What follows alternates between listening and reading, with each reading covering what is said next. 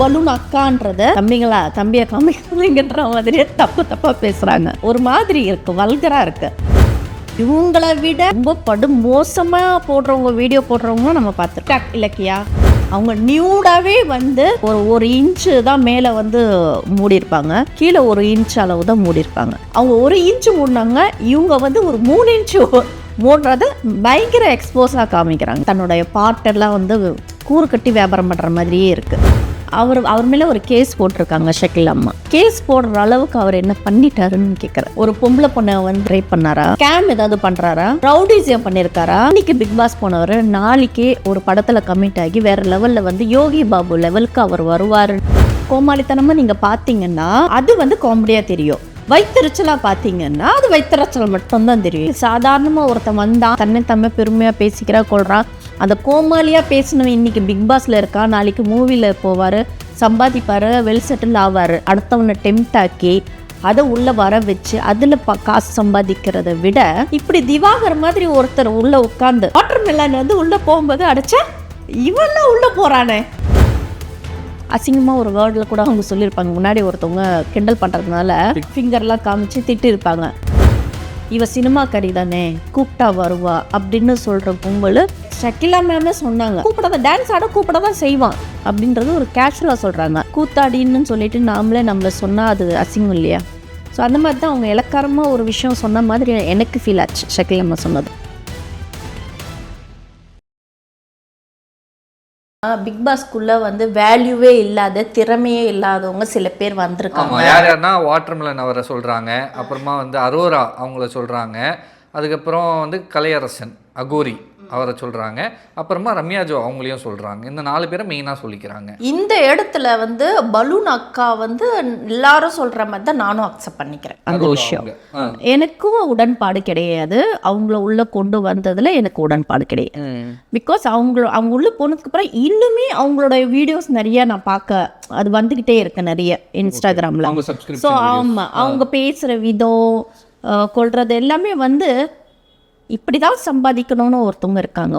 சில கேர்ள்ஸு எப்படியும் சம்பாதிக்கலாம், பட் சமுதாயத்து கண்ணில் படாமல் ஒரு 4 செவத்துக்குள்ளே நம்ம கமிட்மெண்ட்காக இப்படி சம்பாதிக்கலான்னு ஒரு கேட்டகரி இருக்குது. இன்னொன்று வந்து சமுதாயமோ ஃபேமிலியோ காசு தான் முக்கியம், எப்படி வேணாலும் சம்பாதிக்கலாம் அப்படின்னு ஒரு 3வது கேட்டகரி இருக்குது. அந்த 3வது கேட்டகரி தான் பலூன் அக்கா. பலூன் அக்காவோட விஷயங்கள் எல்லாமே உள்ளே வரும்போது அந்த டேகே வந்து ஏன் வந்துச்சுன்றது கூட அந்த வீடியோ பார்க்க முடியுது இல்ல? ஏன் அந்த பலூன் அக்கான்றத எதை டேக் பண்ணி மென்ஷன் நேம் வந்துருச்சா அப்படின்றது. இவங்களை விட ரொம்ப மோசமா போடுறவங்க, வீடியோ போடுறவங்க நம்ம பார்த்துருக்கோம். டிக்டாக் இலக்கியா இருக்காங்க. ஆமா, பயங்கரமா கிளாமர்.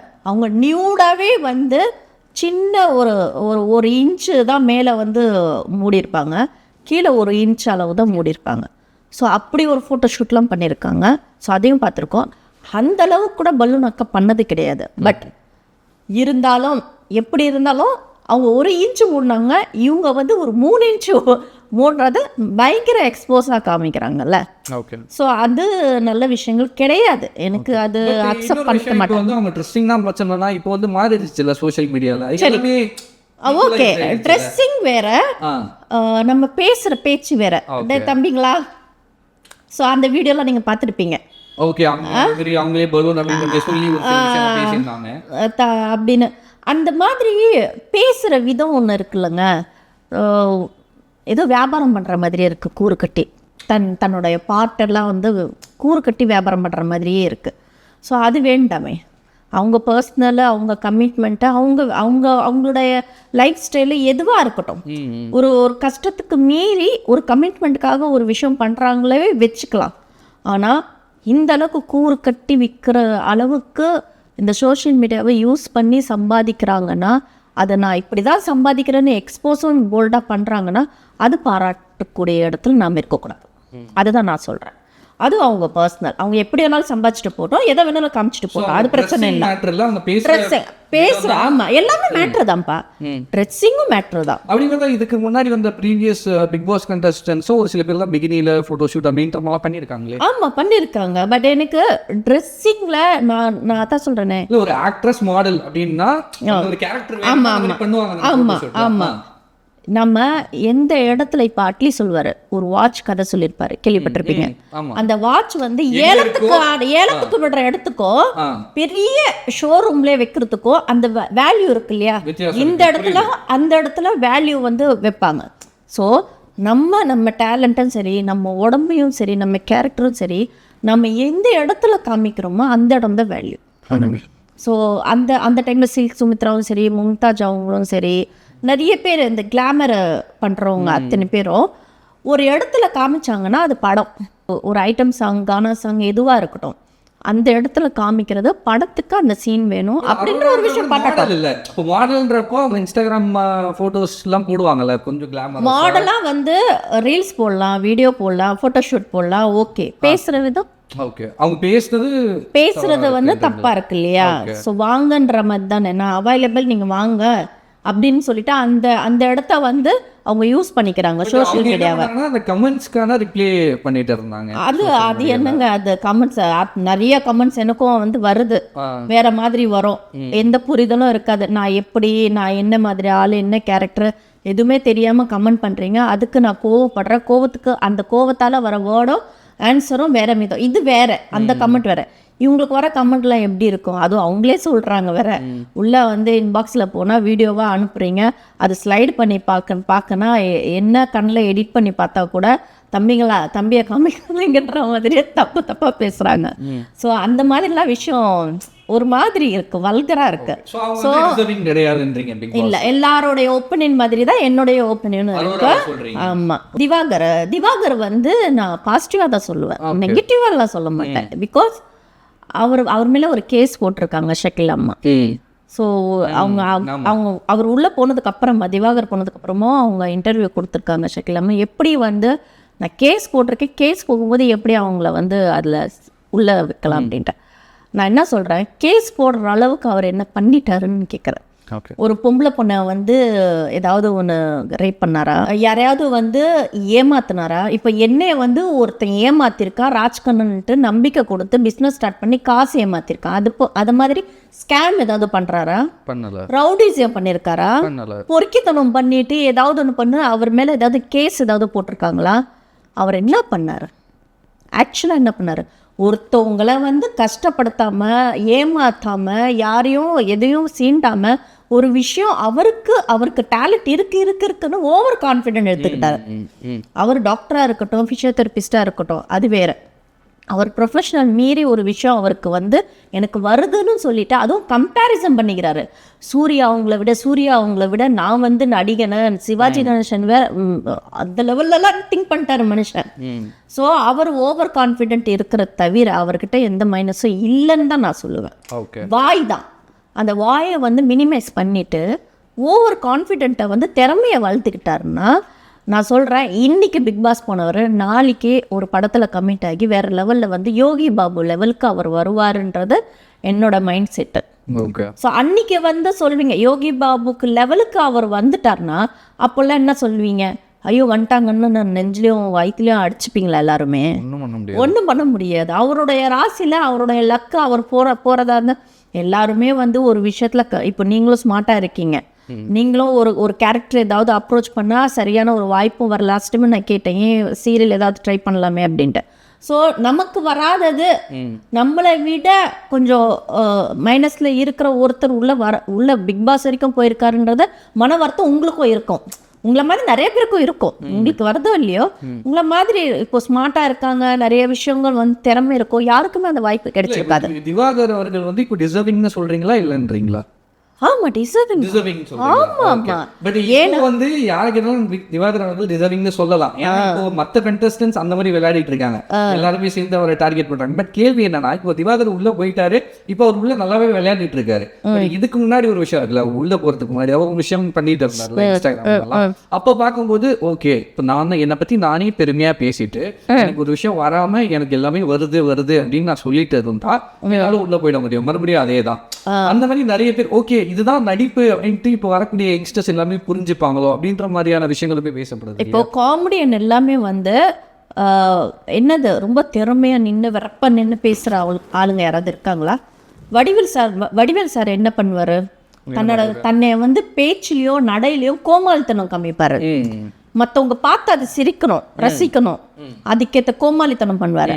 ஆனா அதே சமயம் விவேக் சாரை வந்து நடிக்கும்போது விவேக் சார் எல்லாரையும் பிடிக்கும்.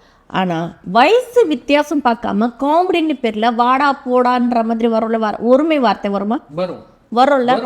அது வந்து காமெடியாக எடுத்து நம்ம சிரிப்போமா? காமெடி எடுத்துக்கிட்டா சிரிக்கும்.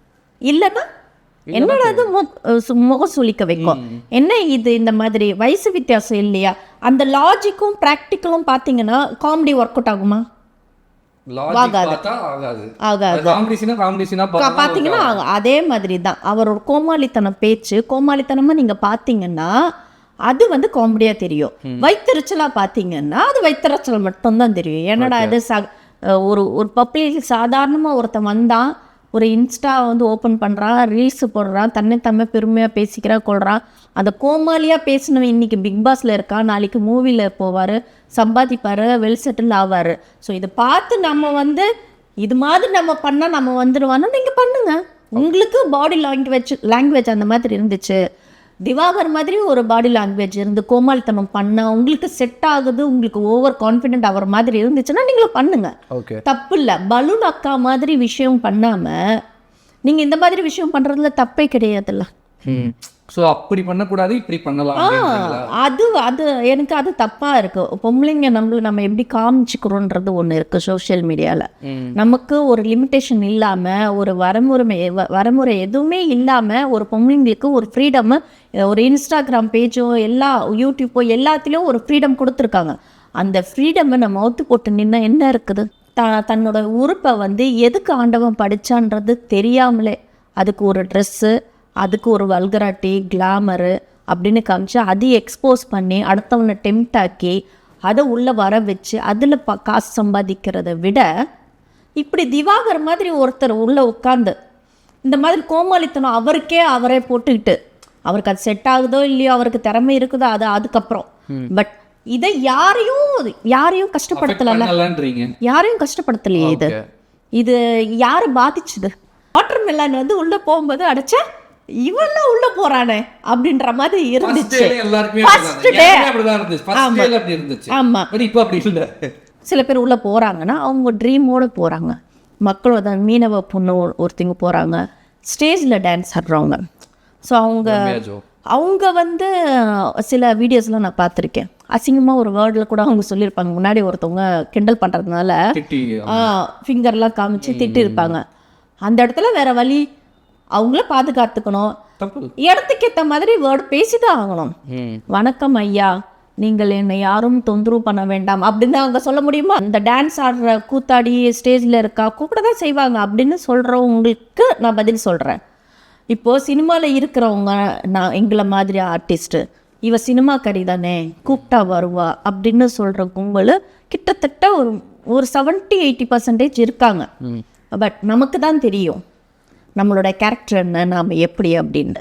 இப்போ ஜென்ரலாக எங்களுக்குள்ளே எங்கள் செலிப்ரிட்டிக்குள்ளேயே இருக்கிறவங்க லைக் ஷக்கிலா மேமே சொன்னாங்க, அந்த டிஸ்கோ டான்ஸ் ஆடுறவ டான்ஸ் ஆட கூப்பிட தான் செய்வான் அப்படின்றது ஒரு கேஷுவலாக சொல்கிறாங்க. கூப்பிட தான் செய்வாங்க.